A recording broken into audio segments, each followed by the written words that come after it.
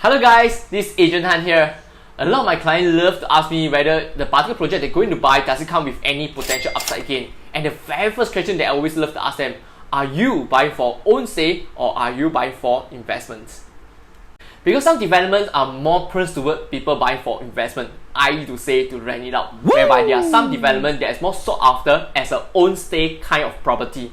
And by knowing all this, we'll be able to understand who is our future buyers are they buying to rent it out, or are they going to buy at a higher chance to use it as an Ownstay property?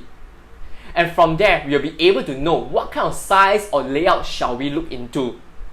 I've come up with two different kinds of development with similar characteristics for some comparisons. So let's check them out. So you can see from here, this is a development that's located walking distance to Tanjong Pagar MRT, as known as the Sky Suite at Anson. So I'm trying to use another development that is also walking distance to the MRT, and in this case will be my Manhattan, which is walking distance to Simei MRT. Why I choose these two developments is because they are completed in the same year, 2014, and it's also quite similar in terms of the number of units. And you can see from here, these are the profitable transactions for Sky Suite at Anson. I saw that based on the highest profit, and those that are making more than $100,000 are mainly the shoebox units, which only 366 square feet. After that, I saw that based on the bigger unit, and you can see the majority of them make below $100,000. So for Sky Suite at Anson, the smaller unit tends to make more than the bigger size unit. How about my Manhattan? Wow, you can see from here, there are units that make over $200,000 and they are majority the bigger size unit. And how about let's take a look at the smaller size unit. Mostly only make $80,000 and below. So for my Manhattan, the bigger size unit stays stronger in terms of the profit. Let me put these two developments side by side.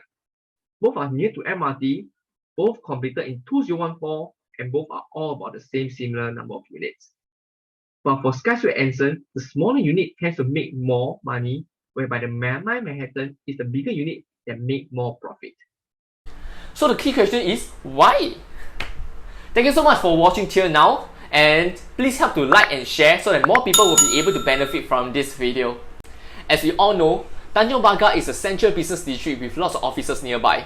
So the quantum will also be much higher. So typically for a foreign talent that's working in Singapore, most of them are either single or couple with no kids. So if let's say they are on a relocation package and want to stay near the office, would they want to rent a 1-bedroom at 2,007 or a 3-bedroom at 6,000?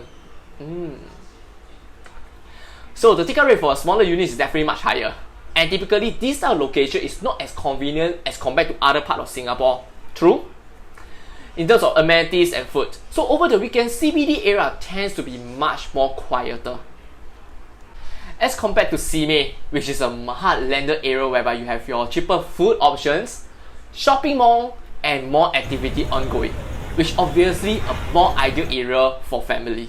That is why the bigger unit are more sought after compared to the smaller size unit.